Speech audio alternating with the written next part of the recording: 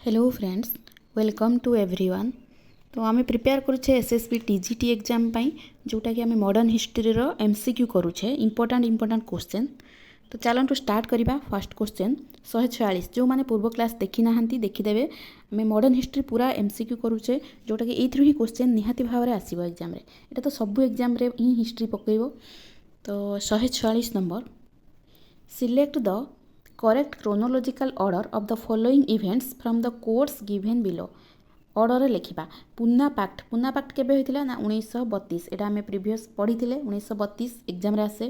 Quit India movement 1942 रे। Cabinet mission 1946 रे। तापर हैला सिमला कॉन्फ्रेंस 1945। तापर आमे सजेई दबा सब। फास्ट कोटा आसीबो? फास्ट आसीबो 1932। तो एक नंबरटा। तापर हैला क्विट इंडिया 2 नंबर।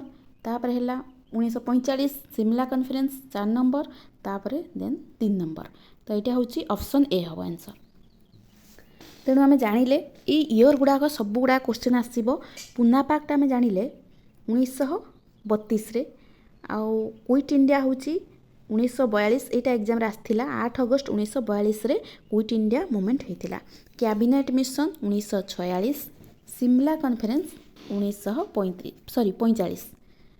तेणु मन रखिए इयर गुड़ाक। तापर 19 next 147 number, which of the following institutions were founded during the non cooperation movement. Non cooperation केबे होइतिला ना 1920 20 ରୁ 22।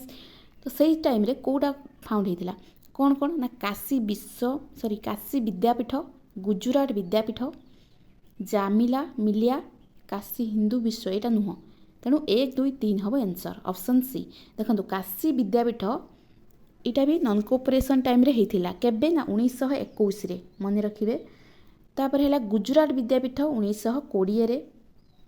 जामिला मिलिया हूँ 1920 रे। तेणु आंसर हम ऑप्शन सी। 3टा जाक होइतिला। Next 148, which of the following was favoured by Nehru but not favoured by Gandhi. कौटा नेहरू को फेवर्ड किंतु गांधी नुह। कौटा हम? ट्रुथ गांधी फॉलो करुले। नॉन वायलेंस हम। अनटचेबिलिटी। हेवी इंडस्ट्रियलाइजेशन यहाँ गांधीजी नुह। इंडस्ट्री को गांधी अपोज करुले। तेणु ऑप्शन डी जोटा कि से पचारि कौन ना गांधीजी को फेवर जीवनी इंडस्ट्रियलाइजेशन नुहे। ऑप्शन डी कि नेहरू को फेवर जीव। तापर 149,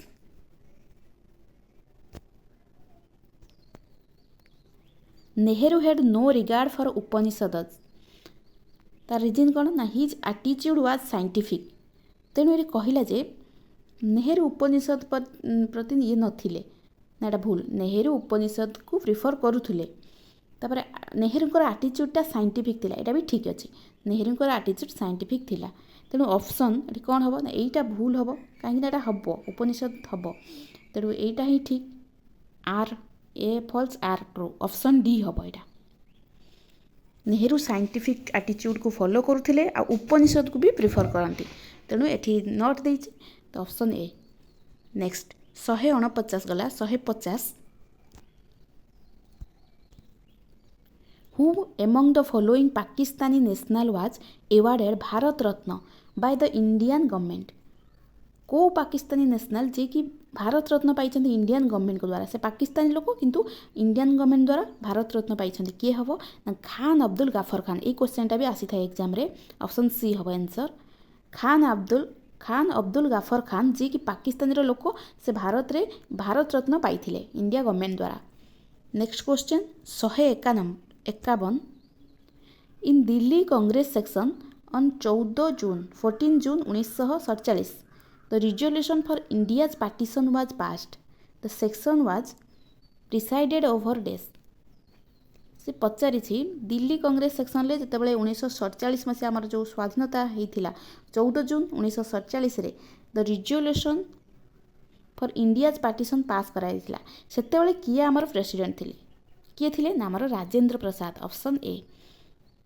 आमर इंडिपेंडेंस टाइम रे आमर इंडिया इंडिपेंडेंस है 1947 अगस्त 15 रे। तो सही टाइम रे 14 जून 1947 राजेंद्र प्रसाद थिले आमर president. Next question 152 number who declared every blow that is hurled on my back will be a nail in the coffin of the British Empire किए एटा कहिथिले जे every blow that is hurled on my back will be a nail in the coffin in the British Empire किए कहिथिले answer हम Lala Lajpat Rai option A जेतेबेले Simon commission time रे जो British माने जो लाठी चालना करूथिले लाठी मारुथिले लाला लजपत राय एई वार्डटा एटा कहिथिले जे माने इंग्रेज माने डोमिनेट करके रखुचंती इंडियन मानंको तेनु से एई जो सेंटेंस टी कहिथिले every blow that is hurled on my back will be a nail in the coffin of the British Empire answer हम Lala Lajpat Rai next 153 number who were directly related to the Pune Pact 1932 Pune Pact सहित Kota related Kota हम कहले ना Indian depressed classes option D Poona pact कहीं होता ना गांधीजी और आम्बेडकर भितर होता 1932 रे तो सीटा जो डिप्रेस्ड क्लास मानक से गांधीजी और आम्बेडकर भितर चुक्ति होता ऑप्शन डी हम जोटा कि दलित श्रेणी लोक मानक ऑप्शन डी पुना पाक्ट जोटा कि depressed class next 154 who is the 154 number who is the author of the autobiography the Indian struggle यहाँ क्वेश्चन आसी था प्राय एग्जाम रे आसी था इंडियन स्ट्रगल किए होचंती ऑथर किए ना Subhash Chandra Bose option D Indian struggle मन रखिए तापर next 155 number there is going to be a revolution here and we must get out quick who said it किए कही रिवोल्यूशन जल्दी हम आम क्विक आम गेट आउट हवा दरकार तो सेटा किए कही ना लॉर्ड वावेल कही option C next 156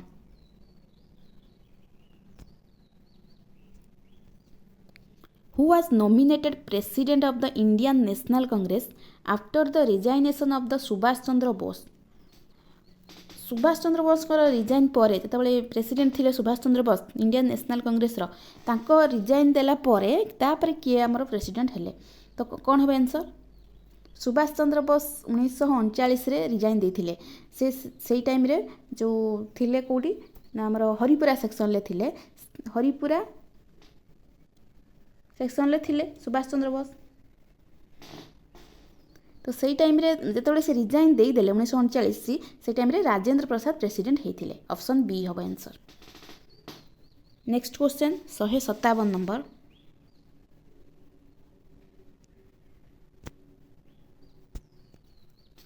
who was the nationalist leader to be elected as speaker of central legislative assembly in 1925 who was the nationalist leader किए नेशनलिस्ट लीडर जे कि इलेक्ट होते speaker of central legislative assembly 1925 रे central legislative assembly रो speaker होते किए ना भिताल भाई पटेल ऑप्शन बी हम आंसर भिताल भाई पटेल मन रखिए जे कौ नेशनलिस्ट लीडर जे कि स्पीकर होते सेंट्रल लेजिस्लेटिव असेंबली रो 1925 रे ना भिताल भाई Patel next 158 number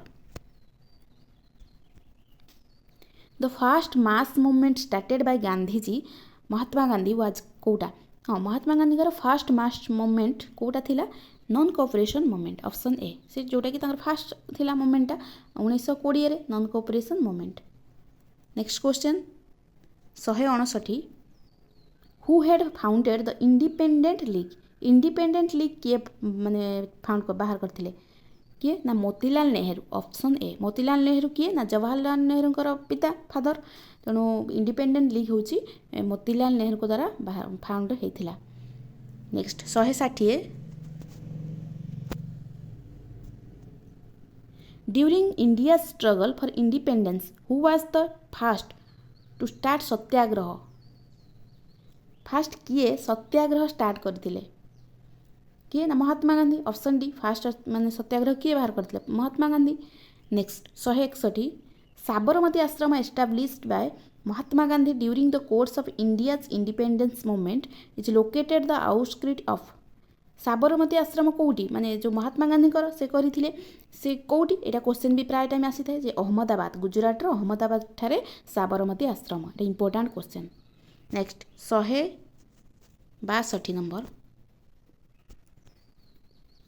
who of the following suggested the winding of the Indian National Congress after India attained freedom. India freedom पाइला परे जो इंडियन नेशनल कांग्रेस को वाइंड करदबा वाइंडिंग अप करदबा सेटा को किए कहिथिले ना महात्मा गांधी ऑप्शन सी।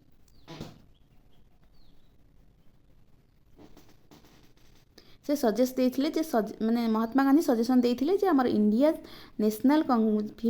जो फ्रीडम पाइला परे आमे नेशनल कांग्रेस को वाइंडिंग अप करदबा Mahatma Gandhi कहिथिले।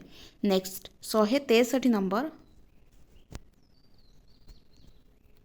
Gandhiji took up Dandi march as a civil disobedience movement केबे होइतिला एटा भी सब बेले क्वेश्चन आसी थाए सब एग्जाम रे।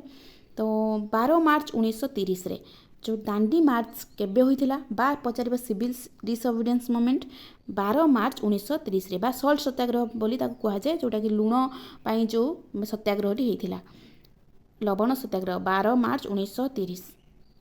Next question 164 who was the first person to observe individual satyagraha. Individual satyagraha किए बाहर करथिले founder Vinoba Bhave option A एटा पूर्व क्लास रे पढ़िथिले इंडिविजुअल सत्याग्रह विनोबा भावे। तो एति क्वेश्चन आज पाई नेक्स्ट क्लास आउ किछि जोड़ा रहिला मॉडर्न हिस्ट्री आमे करबा तापर आमे ज्योग्राफी नेक्स्ट सरला परे एटा करबा। धन्यवाद।